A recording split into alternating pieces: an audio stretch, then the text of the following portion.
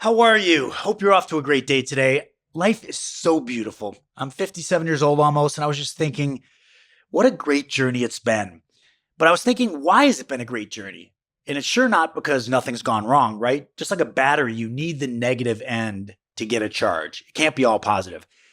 But I wanted to share what I consider like the defining moments of my life and how they've shaped the things that have come to fruition. And the idea is hopefully to help you. Like, very simply, make no mistake. This podcast is about leaving you better than I found you. That is my singular goal. So I hope that you can hear some of these stories and these pivoted tipping point moments, and they can help you whatever challenges you're going on. So let's start back as a young child. I'm 13 years old. My sister can kick my butt, so there's no way I'm playing football, as I've talked about in the past. So I decided to go into this restaurant behind my junior high school, the Piccadilly.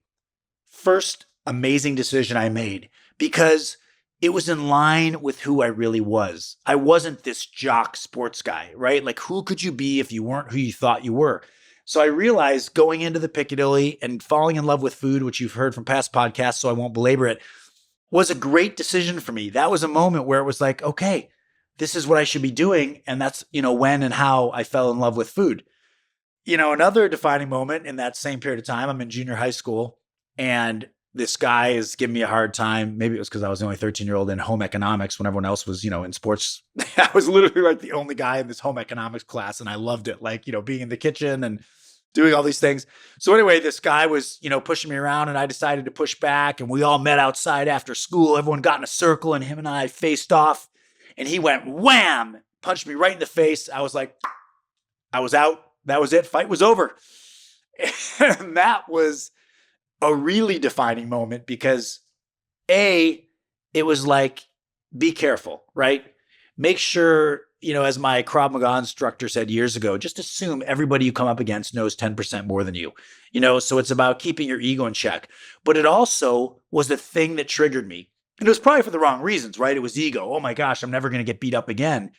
But it was what I needed because I was a 110-pound kid when everyone else was, 150, 60 plus.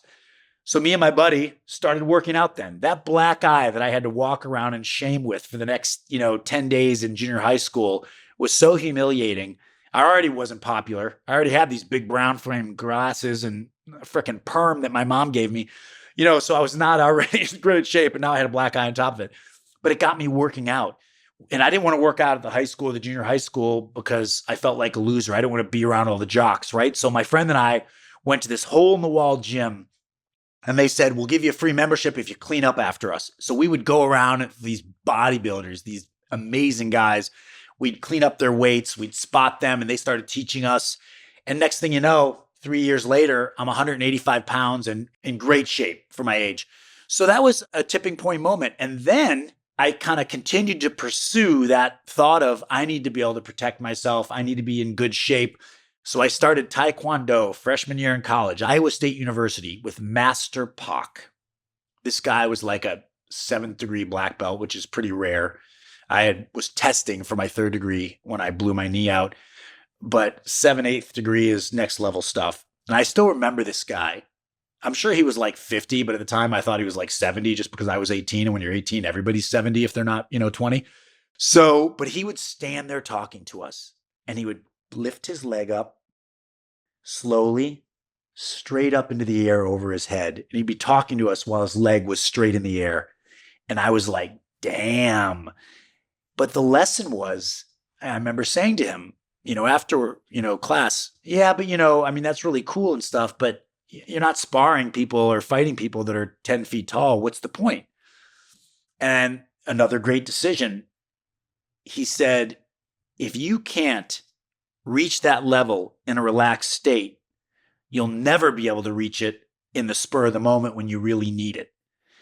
And it was the first time that I had been introduced to that concept of, if you aim for here, reach for the stars, at least you'll land here, but if your goal is to barely be able to kick somebody in the head when you're not stretched and you're cold and it's in the spur of the moment in a dark alley or whatever the cliche goes that you're going to need to defend yourself, you're not going to be ready.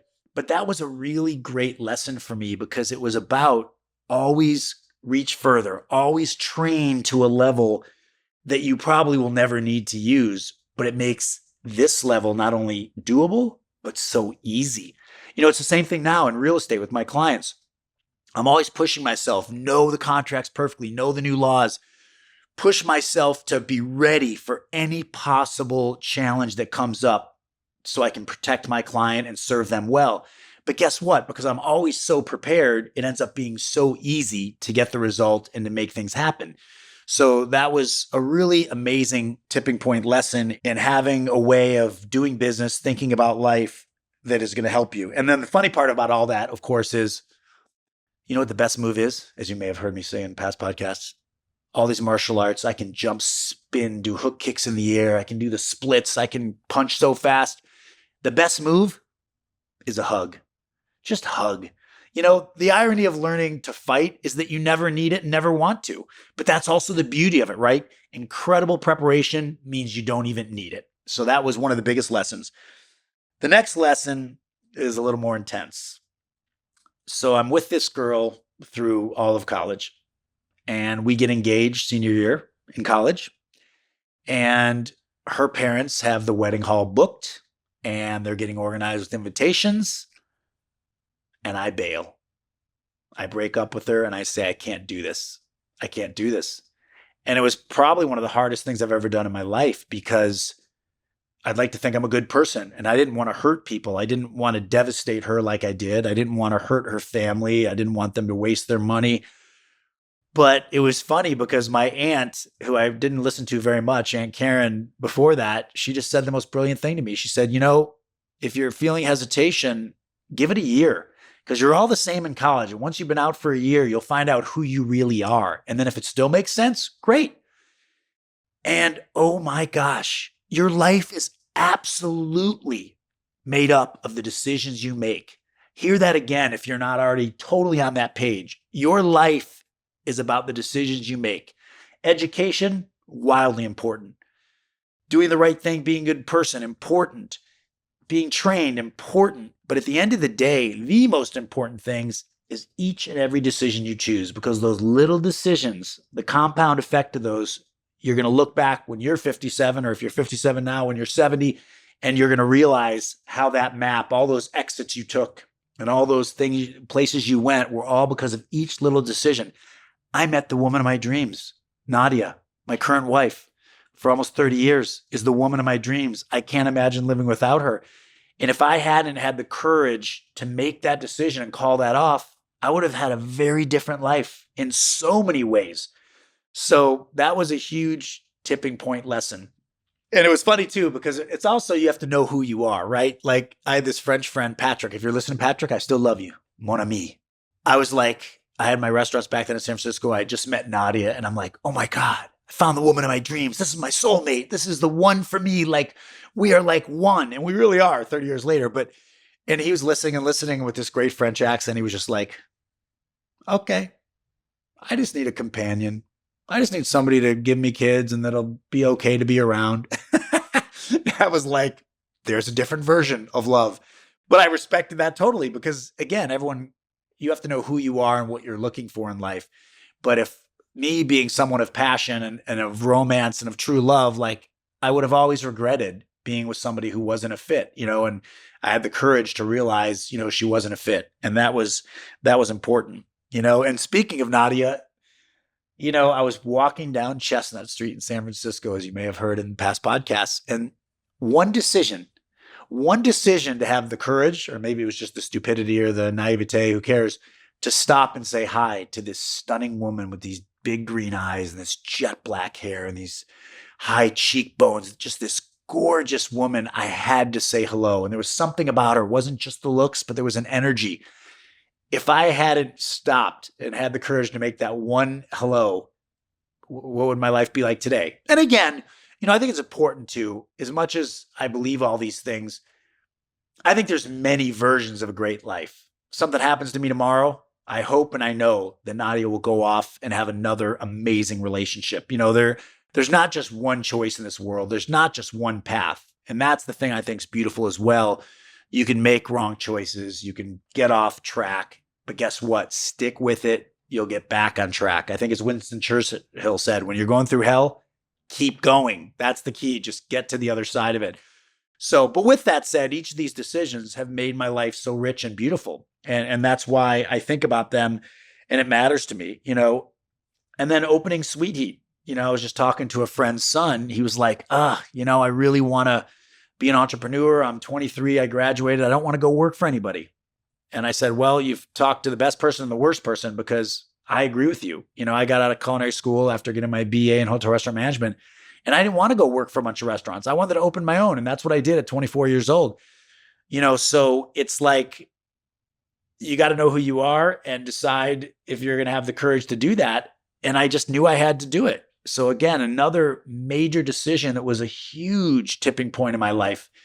It's everything is about what happens, which oftentimes you have no control over unless you put yourself in certain situations, then those things are more likely to happen. But, then it's how you react to it. What do you choose to do? And then it's the lesson you get from it. That's the thing. Those are the three parts. Like life happens. Okay. I can react. What's that reaction? In that reaction are choices you're making, right? Like I was just talking to another newer friend, this woman who I love, her and her husband, and she said something so powerful. She said she wasn't able to have children and they were trying to have children and they couldn't and they tried different things. And she said something so powerful, it almost made me cry. She said, Nadia said, what about adoption? And now she's in her mid 40s. And she said, if I hadn't gotten so stuck in my, and if you're listening, this person, forgive me if I'm misstating exactly what you said, but she basically said, if I hadn't gotten so stuck in my, kind of victim place or my sadness or my misery of not being able to have a child, if I would have pivoted quicker and just gone straight to adoption, maybe right now I'd have a kid and that would be good. So, you could also argue that she's exactly where she's meant to be because they're a lovely couple. They have a great life and they're loving it. But again, you have a chance in those moments to say, am I going to pivot out of this? Am I going to make a choice that takes me to a better place? Or am I going to make a choice that keeps me in a worse place? Those are all up to you. So opening the restaurant, definitely one of the best pivotal moments of my life. I even tattooed 1993 on my arm because it was the year Sweet Heat opened. It was the year I met Nadia, my wife. It was shortly after that, we got pregnant with Isabella. So it was just an epic year. And then ironically, the next tipping point moment was making the decision to sell Sweet Heats. That we had 3 restaurants. We were in Paris for 2 months, enjoying our daughter, Isabella, 1 year old, and having a great adventure. And I came back and somebody said, wow, I can't believe these things ran without you for all this time. This is a great concept. I want to buy it. And it was interesting because shortly before that, I had been in Belize scuba diving. That's a whole nother story, by the way. The Blue Hole in Belize, Ambergris Key, 150 feet deep, deeper than we should be going with no gas, with just regular air. Incredible experience. But anyway, it was sitting on the beach by myself after an incredible dive that I said, what's next for me? What is the next chapter going to be? And it's so important to take these moments with yourself, be with yourself, and really just say, okay, that's great that everything's running and I'm making money and I'm doing it and I love it, but is it what I should still be doing? And all of my best decisions came from taking these moments with myself to go, am I where I want to be? Is this what I'm supposed to be doing? Is this what I want to be doing? And I had been on the beach and I had said, I think the Sweet Heat chapter is over. And it wasn't for an obvious reason. The restaurants were doing well. I was enjoying it, but I felt like there was something more for me. And then sure enough, not very long later, we went on that Paris trip. We got back and this guy wanted to buy them and we sold them. And then after being part of Pasta Pomodoro, partner there with my awesome friend Adriano, again, another tipping point decision. I had a moment where I'm a restaurateur, I'm a chef. That's what I do, right? As Eckhart Tolle always says, don't say I am a pharmacist, I am a restaurateur, I am a whatever. That's not who you are. You are a human being. That's what you do. And it's very dangerous to define yourself by what you do because you may then be building your own prison and realize that you didn't want to serve that time. So I always had these moments alone and I said, you know what? I love Adriano. I love this concept, but it's time for me to move on and do something different. And it made sense because the company was going in a direction where I didn't even think I was qualified to be that guy to open a restaurant a week with all this investment we had. And we blindly moved down to LA, Nadia's mom was here, and we said, all right, what's next? And another tipping point moment was to start real estate. It was something that I said, hey, I get to run around, which I love to do. I can't sit at a desk. I don't want to work for anybody. I never have. So I get to be my own boss. And making that decision to get into real estate was incredible. And we had the most amazing run until I went on Food Network and had my cooking show. Another tipping point moment. And each of these moments were defined by being honest with myself, because I always say I sleep like a baby. When I lay down at night, I put my head on that pillow, and I am out cold with not a care in the world, because I put all of myself out there every day doing whatever it is I'm doing. So I don't have any woulda, shouldas, or couldas. I've always said I need to be able to die today, tomorrow, any day. And my last thought, my last words are thank you. I did it. I'm grateful. That to me is the litmus test for a great life. Not I'm doing this and I hate it and it's miserable and my family's suffering, but in 10 years when I sell, I'll be rich, or whatever it might be. For me, it's so crucial to love the journey and not be afraid to pivot, because for me, there's way more pain in wondering what would have happened than in failing. And that's what I always say is like, you need to decide which is the more painful. Is losing that money in the investment more painful than not going for it? If it is, then don't do it. If changing careers, if the thought that that new thing won't work out is more painful than the pain of staying in what you're doing, well, then you got to stay in what you're doing. But I think that's really a big part of it. And then, it's funny too, because after the Food Network, all of a sudden it seemed like I wasn't the thing that was desired. My agent was like, hey, they gave that show to a comedian. And I was like, okay, maybe the business is changing. Maybe I missed my window to be that, celebrity chef. And sometimes the universe serves you well, because, maybe the story I'm telling, but it's a positive story. Like I always say, if you're going to tell stories, tell good ones. Maybe it was meant to be, because I adore my wife. We spent a ton of time together. She could probably use a little more time without me, but we've talked about that past episodes. But if I would have become the next Bobby Flay, and traveled 300 days a year, whatever it took to be filming and doing these shows, maybe I wouldn't have the relationship I have with my kids and my wife that I have today. So, there's always something to think about what's behind what you deem a failure. Maybe it's meant to be. So then I made the next big tipping point move. Open a restaurant. My show's canceled. I don't want to go back to real estate because, I'm loving this food thing, and it was my past. It was a full circle. So I opened this restaurant, and oh my gosh, we lost so much money. A lot of money, but at least I wasn't making any. So it was like the double whammy. But the irony is, a year and a half later, we sold it. And the irony was, I look back and it was like one of the greatest joys of my life, because I loved the journey and I went for it. And I think I needed to purge that desire to get back in the restaurant business. I think if I hadn't done that, again, I'd be wondering, if I just went back to real estate, did I give up on this food dream? Did I quit? So it got it out of my system, and I enjoyed it immensely, creating the specials every day, cooking, training the staff, building this culture of amazing people. I have no regrets. It was just beautiful, and my wife and I got through it. And I can't wait to have my wife for one of these interviews, conversations, because you're going to see where the real power is. I always talk about her with that. I will never forget, like, she was always the worrier, but she always backed me up. And I'm so lucky to have that. And finally, the time where she had a right to worry, when the restaurant was tanking and we were losing our butts, she had every right to say to me, we're going to go broke. You're killing us. That was her. I was waiting for it. And I felt like I deserve it. It's okay. And instead, what did she do? We got this. We'll get through this. She started going back to real estate with a friend of hers. She saved us. And then when I finally sold the restaurant and got back into real estate, again, another pivotal move. I could have said, I'm not quitting on this restaurant. I'm going to start putting up happy hour banners. I'm going to, all the things that you do when you know it's not going to work out, right? When the writing's on the wall, read it. Don't ignore it and create your own writing that is not probably based on reality. And I was able to make a great decision and sell it and get back into real estate. And that was almost 10 years, that was a little more than 10 years ago now. And we've just thrived in real estate again. I love my clients. I wake up every day loving my life, having our children. tipping point moments, all these things I look back on and I'm like, wow, the underlying theme is expect the best, react well to the worst, because we can't guarantee what's going to happen, but we can absolutely guarantee that we react well and make the best decisions moving forward.